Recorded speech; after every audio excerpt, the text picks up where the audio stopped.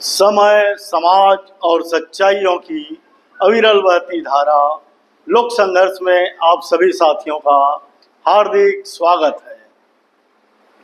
साथियों, आज मैं आप लोगों के लिए एक डबल इंजन की सरकार, केंद्र और राज्य की सरकार, छत्तीसगढ़ और भारत सरकार के बजट के बारे में विशेष चर्चा करना चाहता हूँ। ये बजट आम जनता को क्या दे रहा है, आम जनता के लिए इस बजट की क्या उपयोगिता है, आइए हम इस पर बात करते हैं अपने साथी सुखरंजन नंदी से। हमारे इस YouTube चैनल लोक संघर्ष में आप सभी का स्वागत है। आज हमारे देश में एक महीना पहले आम बजट पेश हुआ है संसद में। हम सोच रहे थे कि आम बजट के बाद ही एक वीडियो अपलोड किया जाए, लेकिन हमारे छत्तीसगढ़ के अंदर 3 तारीख को बजट पेश हुआ है विधानसभा के अंदर। तो हम ये सोचे कि डबल इंजन की सरकार है और डबल इंजन की सरकार जो है अलग अलग इंजन अलग अलग दिशा में तो नहीं जाएगी, दोनों ही इंजन एक दिशा में जाएगी। इसलिए अलग अलग वीडियो अपलोड करने की ज़रूरत नहीं है, एक ही वीडियो बनाया जाए, क्योंकि चाहे वो केंद्र की सरकार हो चाहे वो छत्तीसगढ़ की सरकार हो, दोनों ही सरकार की दिशा एक ही तरफ जाएगी। इसलिए एक ही वीडियो अपलोड करेंगे तो वो ज़्यादा बेहतर होगा समझने में हमें। दोनों में समानता है, दोनों सरकार की जो बजट पेश किया उस दोनों बजट में समानता है। पिछले बार की जो बजट पेश किए थे केंद्र के वित्त मंत्री, तब उन्होंने बोला था कि उनके बजट में प्राथमिकता है गरीब, युवा, अन्नदाता और नारी। और उन्होंने बताया था कि इन चारों चीज़ों को सामने रख के उन्होंने जो है बजट पेश किए हैं, या बजट पेश करने में उनकी ये चारों चीज़ें प्राथमिकता थी। और वो पिछले बार हमारे प्रदेश के अंदर जो वित्त मंत्री है उन्होंने भी ये बताया था कि उनके बजट में भी यही प्राथमिकता है गरीब, युवा, अन्नदाता, नारी, जिसको उन्होंने ज्ञान बताया था, शॉर्ट फॉर्म में ज्ञान बताया था। जी से गरीब, वाई से युवा, ए से अन्नदाता, एन से नारी।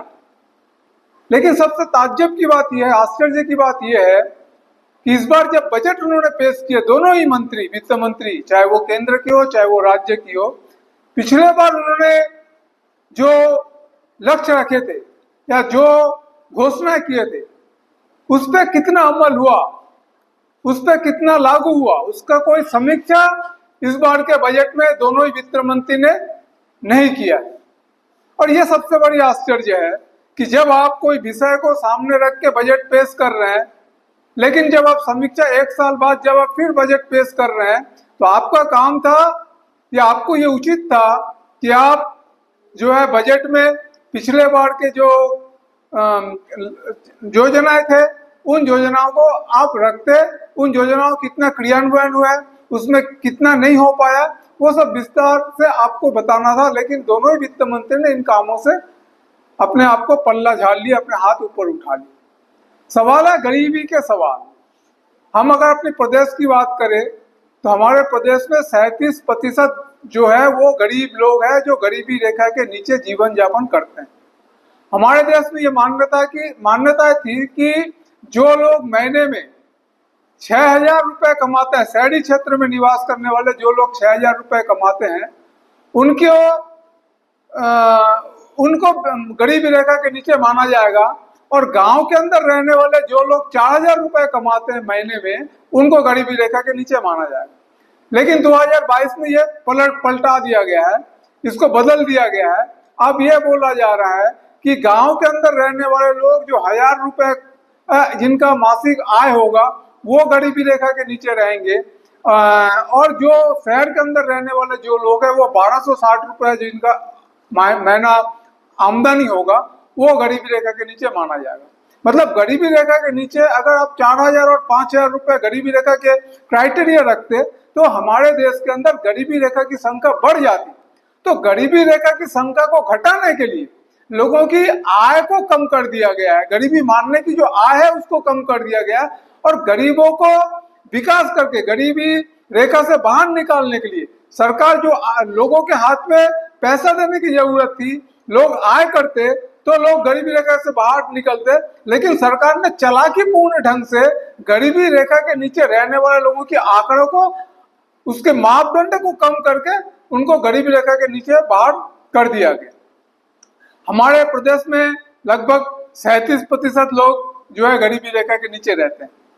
गरीबी रेखा के नीचे रहने वाले गांव के लोगों के लिए इस बजट में कहीं पे भी हमने कुछ योजनाएं नहीं देखे जिसके लिए कहा जा सकता है कि गरीबों के उत्थान के लिए सरकार कुछ काम कर रही है। एक ही काम किया है, अगर हम बोले गरीब जो है वो गरीब वो है जो मजदूरी करते हैं दैनिक रूप से, जो आंगनबाड़ी के कर्मचारी है, कार्यकर्ता है, सहायिका है, जो प्लेसमेंट कर्मचारी है, जो ठेका मजदूर है, जो गांव के अंदर रहने वाले आदिवासी है, जो गरीब दलित है।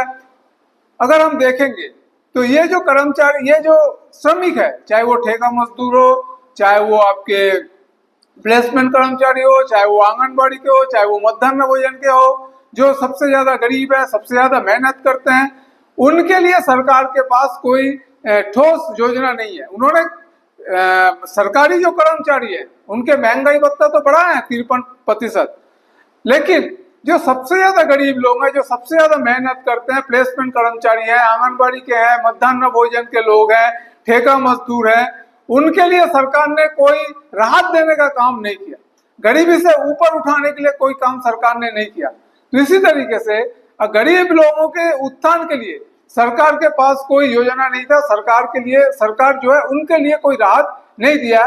वो सिर्फ हमारे प्रदेश के अंदर कुछ सरकारी कर्मचारी, जो बहुत ही सीमित मात्रा में, हम जानते हैं पूरी आबादी का बहुत छोटा सा हिस्सा सरकारी कर्मचारी है, उन कर्मचारियों को 53% महंगाई भत्ता देके सरकार वाहवाही लूटना चाह रही है और ये बताने की कोशिश कर रहा है कि वो कर्मचारियों के साथ है, जबकि हम ये देख रहे हैं जो सरकार खुद घोषणा पत्र में, ये भाजपा सरकार चुनाव के पहले घोषणा पत्र में जारी किया था कि वो प्लेसमेंट कर्मचारियों को, जो अस्थायी कर्मचारी है उनका नियमितीकरण करेंगे, प्लेसमेंट कर्मचारियों का नियमितीकरण करेंगे, लेकिन इस बजट में उनके नियमितीकरण के सवाल हो, चाहे अस्थायी लोगों का स्थायीकरण का सवाल हो, ऐसा कोई भी काम सरकार ने नहीं किया। तो पूरी तरीके से हम देख सकते हैं कि जो गरीब लोग हैं उनके साथ सरकार ने पूरी तरीके से छलावा किया। दूसरी बात, जो युवा है, ऐसे जब सरकार में केंद्र सरकार आया था मोदी, तब मोदी जी ये घोषणा किया था कि हर साल 2 करोड़ लोगों को रोजगार देंगे। हमारे प्रदेश, वो तो 2 साल में, हर साल में 2 करोड़ लोगों को रोजगार देना तो दूर, अभी तो जो लोग काम कर रहे हैं वो अपना काम ही नहीं बचा पा रहे हैं, लोगों के काम धंधे सब बंद हो जा रहे हैं, लोगों को काम से निकाला जा रहा है। और हमारे प्रदेश में जो सरकार है, वो सरकार कितना चालाकीपूर्ण ढंग से रोजगार के सवाल पे को जो है नजरअंदाज किया। वो बोल रहे हैं कि युवाओं को कौशल विकास के लिए हम पैसा खर्च करेंगे, लेकिन कौशल विकास से लोगों को रोजगार नहीं मिलता है। यह सरकारी आंकड़े, कौशल विकास एक प्रशिक्षण केंद्र है, उसमें युवाओं को प्रशिक्षण दिया जा सकता है, लेकिन उस प्रशिक्षण के बाद रोजगार मिलेगा, इसकी क्या गारंटी है? इसकी कोई गारंटी सरकार बजट में नहीं दे रहा है। वो सिर्फ ये बोल रहा है कि हम युवाओं को प्रशिक्षण देंगे, कौशल विकास में के लिए हम कुछ पैसा आवंटन करेंगे और उस पैसा आवंटन करके वो अपने आप को अपनी जिम्मेदारी से पल्ला झाड़ लेना चाह रहा है। सरकार बोल रही है कि हमने बॉम्बे में जो है मुख्यमंत्री जाके MOU किया है, लेकिन रोजगार देने के सवाल पे सरकार पूरी तरह से चुप्पी साधे हुई है। MOU का अनुभव क्या है? 2012 में भी हमारे उस समय के तत्कालीन मुख्यमंत्री रमन सिंह के नेतृत्व में ग्लोबल समिट हुआ था नया रायपुर में। 1200 के ऊपर MOU हस्ताक्षर हुए थे। सरकार का उसमें 1,23,000 करोड़ का निवेश होने का ऐलान किया गया था और कहा गया था कि प्रत्यक्ष रूप से 6 लाख नौजवानों को रोजगार मिलेगा और प्रत्यक्ष रूप से 8 लाख लोगों को रोजगार मिलेगा। लेकिन वो जो MOU साइन हुआ था, हस्ताक्षर हुए थे, उनका अनुभव क्या है? उसका अनुभव ये है कि उसमें से कोई भी MOU में से 30% से कम MOU जो है वो जीवित था, बाकी सब MOU मृत हो गए थे। तो MOU साइन होना या पूंजी निवेश के लिए सबमिट करना कोई रोजगार देना नहीं होता है। रोजगार देने के लिए सरकार के पास कोई योजना नहीं है, सरकार की कोई घोषणा नहीं है। और हमारे प्रदेश में जो मनरेगा है, वो मनरेगा में से एक कानून बना हुआ था कि हमारे प्रदेश के अंदर हर ग्रामीण परिवारों को 150 दिन तक रोजगार दिया जाएगा। तो केंद्र सरकार ने 100 दिन तक रोजगार देने का बात किया और हमारे प्रदेश में और 50 दिन बढ़ा के 150 दिन रोजगार देने का बात है। लेकिन इस बजट में जो 50 दिन रोजगार देने की जो बात है, 50 दिन रोजगार देने के लिए जो पैसे की सरकार को जरूरत है, उस पैसे का कोई आवंटन मनरेगा में हमने नहीं देखा है। और मनरेगा में औसतन हमारे प्रदेश के अंदर 52 दिन का रोजगार मिलता है, ये सरकारी आंकड़े हैं। तो जो सबसे बड़ा ग्रामीण क्षेत्र में रोजगार उपलब्ध कराने का जो सबसे बड़ा साधन था मनरेगा, उस मनरेगा में भी हमारे प्रदेश की सरकार कोई पैसा खर्च नहीं किया। ठीक उसी तर्ज पे जो केंद्र की सरकार है, मोदी सरकार, उन्होंने भी जो पिछले 2 साल से मनरेगा में कोई पैसा में आवंटित राशि में कोई बढ़ोतरी नहीं किया है। जबकि देश के अंदर आज जो बेरोजगारी का संकट है, आज जो रोजगार का संकट है, जितनी भारी तादाद में बेरोजगार है, ऐसी स्थिति में ग्रामीण क्षेत्र में लोगों को रोजगार मुहैया कराने का सबसे बड़ा साधन हो सकता है मनरेगा। लेकिन सरकार नहीं चाहती कि मनरेगा कानून सही ढंग से लागू हो और लोगों को रोजगार मिले। इसलिए चाहे वो केंद्र की सरकार हो, चाहे वो हमारे प्रदेश की सरकार हो, क्योंकि डबल इंजन की सरकार है, इसलिए दोनों का ही नियम, दोनों का ही नियत एक जैसा ही होगा। इसीलिए हमारे प्रदेश में अगर रोजगार सरकार देना चाहती थी तो मनरेगा के माध्यम से वो गांव के लोगों को कुछ हद तक राहत दे सकती थी, लेकिन सरकार की वो मंशा नहीं है। तीसरी बात जो उन्होंने किसानों की बात, किसान हमारे प्रदेश के अंदर जो किसानों को सबसे बड़ी जो मांग है वो है कि समर्थन मूल्य में वृद्धि होना चाहिए। किसानों की मांग है सरकारी जो खरीदी होता है उसमें रेट मिले, सही रेट मिले।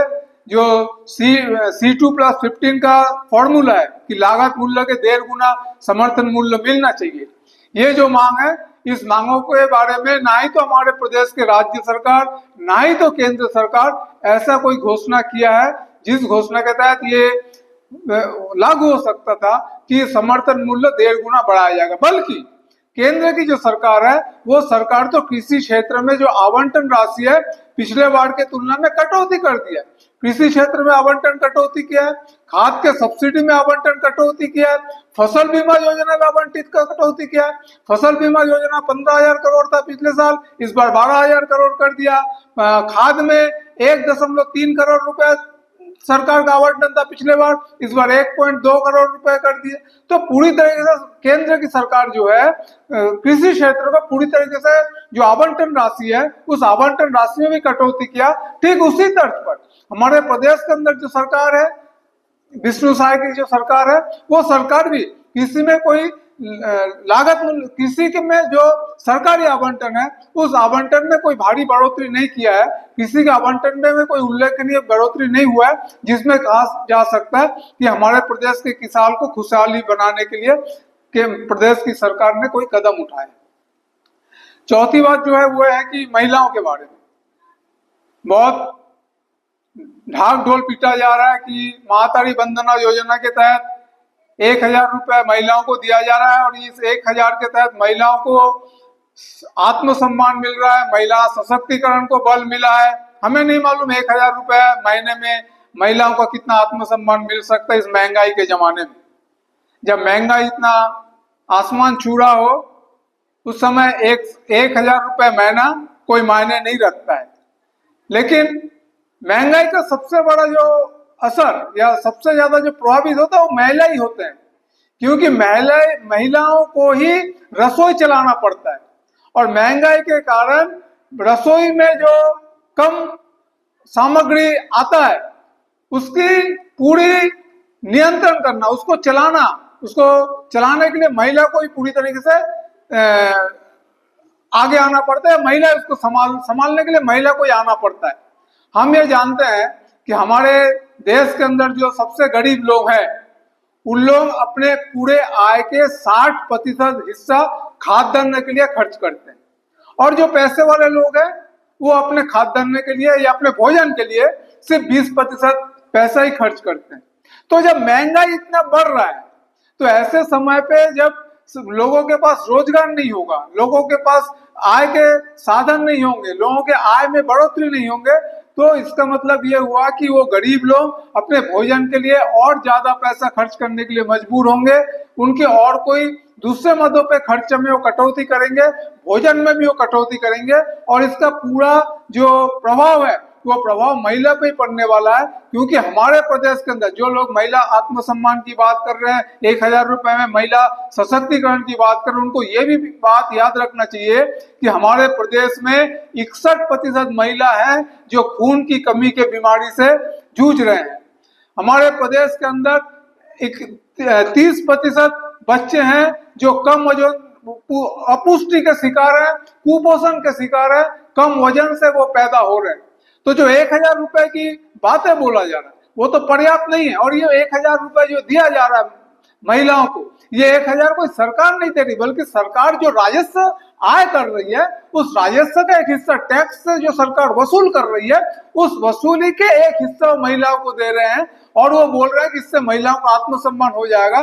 जब तक महंगाई कम नहीं होंगे, जब तक हमारे महिलाओं के समस्याएं कम नहीं होंगे, तब तक महिलाओं के पास रोजगार जब तक नहीं होंगे। सरकारी आंकड़े हैं कि हमारे प्रदेश के अंदर 15 साल से लेकर 29 साल के आयु के जितने भी महिला हैं, उनमें से 31% महिलाओं के पास कोई रोजगार नहीं है।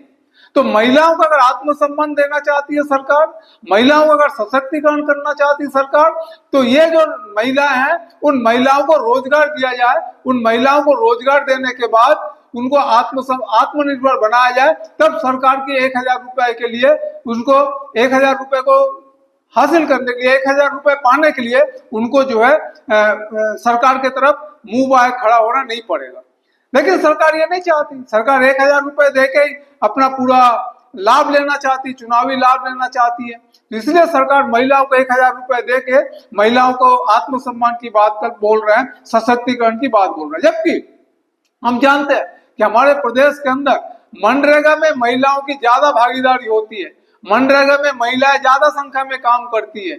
लेकिन प्रदेश की सरकार मनरेगा में भी पैसा बढ़ोतरी ना करके महिलाओं के उस अवसर को भी खत्म कर दे रहा है, जिस अवसर के माध्यम से ग्रामीण महिलाएं कुछ रोजगार हासिल कर सकते थे, जिस महिलाओं के कुछ आमदनी हो सकती थी। जो महिला की आमदनी से ही महिला का आत्मनिर्भर हो सकता है, महिला सशक्तिकरण हो सकता है। लेकिन सरकार जिस तरीके से 1,000 रुपए देके महिला के आत्मनिर्भर और आत्मसम्मान की बात बोल रहे हैं, वो पूरी तरीके से सरासर महिलाओं के साथ धोखा है, महिलाओं के साथ सरासर बेईमानी है।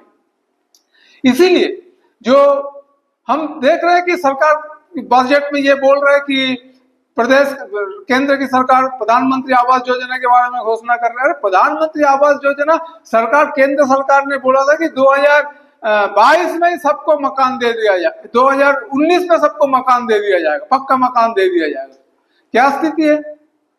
हमारे प्रदेश के अंदर 18 लाख अभी भी लोग हैं जिनके मकान बनाने की प्रतीक्षा सूची में है। केंद्र सरकार पिछले साल 30,000 करोड़ रुपए प्रधानमंत्री आवास योजना के लिए आवंटित किए थे और इस बार 19,000 करोड़ रुपए आवंटित किए। तो प्रधानमंत्री आवास योजना में लगातार कटौती कर रही है सरकार, और वो दावा कर रहा है कि सबको पक्का मकान दे दिया जाएगा। और हमारे विष्णुदेव साय की सरकार की जो मुख्यमंत्री वित्त मंत्री है, वो भी बोल रहे हैं कि हम जो है छत्तीसगढ़ में 18 लाख जो प्रतीक्षा सूची में जो आवास योजना में जिनके नाम है, उनका हम पूरे मकान, सबको मकान देंगे। अरे पैसा होगा तब तो आप मकान देंगे, पैसा है ही नहीं, सरकार आवंटन कर ही नहीं रहा है प्रधानमंत्री आवास योजना में, तो आप मकान कैसे देंगे? इसकी कोई जवाब सरकार के पास नहीं है। सिर्फ घोषणा है कि हम सबको मकान देंगे। मकान देने के लिए जो राशि की जरूरत है, वो राशि तो केंद्र सरकार ने कटौती कर दिया, 30,000 से 12,000 में लेके आ गए, 17,000 में लेके 1,000 करोड़ रुपए में लेके आ गए। तो अब मकान कहां से देंगे, इसका भी कोई जवाब नहीं है। लेकिन एक बात जो हमको सोचना चाहिए, वो केंद्र की और राज्य सरकार पे जो समानता, वो ये है कि केंद्र सरकार भी जो आयकर है, 12 लाख रुपए कमाने वाले, आय करने वाले जो लोग हैं, वो आयकर की सीमा 12 लाख तक छूट दिया है। और ये हमारे प्रदेश के जो वित्त मंत्री है, उन्होंने ये बोला है कि ये जो 12 लाख रुपए आय करने वाले, आयकर में जो सीमा तय किया केंद्र सरकार, इससे हमारे देश के अंदर उपभोक्ता वस्तुओं की मांग बढ़ेगी। एकदम सही है। जिन लोग साल में 12 लाख रुपए आय करते हैं, मैंने पहले ही बताया कि जो लोग गरीब होते हैं उनके आमदनी के 60% हिस्सा भोजन के लिए खर्च होते हैं, और जो ज्यादा आय करते हैं उसके एक छोटा सा हिस्सा 20% भोजन के लिए खर्च होता है। तो जो लोग 1 लाख रुपए महीने में आय कर रहे हैं उनका 20% खर्चा होगा भोजन के लिए, तो बाकी पैसे का वो तो उपभोग के सामान में खर्चा करेंगे या वो सेविंग्स करेंगे। और उपभोग के सामान में खर्चा करने का मतलब है कि वो सब मल्टीनेशनल कंपनी के सामान बिकेंगे, बड़े बड़े कॉर्पोरेट घराने के सामान, कारखाने के सामान बिकेंगे। तो बड़े बड़े कॉर्पोरेट घराने के, मल्टीनेशनल कंपनी के माल बाजार में बिके, इसीलिए केंद्र की सरकार 12 लाख रुपए के इनकम करने वाले के ऊपर इनकम टैक्स से छूट दिया है। ठीक उसी तरीके से प्रदेश की सरकार को देख लीजिए। प्रदेश की सरकार भी जो वैट में जो बकाया राशि है पिछले 10 साल से जिन्होंने जमा नहीं किए, 25,000 रुपए तक जिनके वैट राशि जमा नहीं हुए, बकाया है, उनके वैट राशि माफ कर दिए हैं। इस तरीके से 10 करोड़ रुपए का छूट दिया है व्यापारियों को। तो सरकार गरीबों को राहत नहीं देना चाह रही, बल्कि ये जो छूट दे रहा है इससे सरकार की आमदनी घटेगी, और सरकार की आमदनी घटने का मतलब है वो जो सामाजिक क्षेत्र में खर्च करता है, वो जो गरीबों के लिए खर्च करता है, उस खर्च में कटौती होगा। तो गरीबों के कुर्बानी के कीमत पे वो अमीरों को लाभ पहुंचाना चाह रहा है। ये है डबल इंजन की सरकार, और इसीलिए भाजपा को डबल इंजन की सरकार चाहिए, ताकि वो केंद्र की हो चाहे वो राज्य की हो, दोनों ही सरकार गरीब लोगों के ऊपर हमला कर सके, और उनके जो मित्र हैं कॉर्पोरेट घराने, बहुराष्ट्रीय कंपनियां, उनको लाभ पहुंचा सके। इसलिए उनको डबल इंजन की सरकार चाहिए। गरीब जनता की सेवा करने के लिए उनको डबल इंजन सरकार नहीं चाहिए। ये हमें याद रखने की जरूरत है। बहुत बहुत धन्यवाद।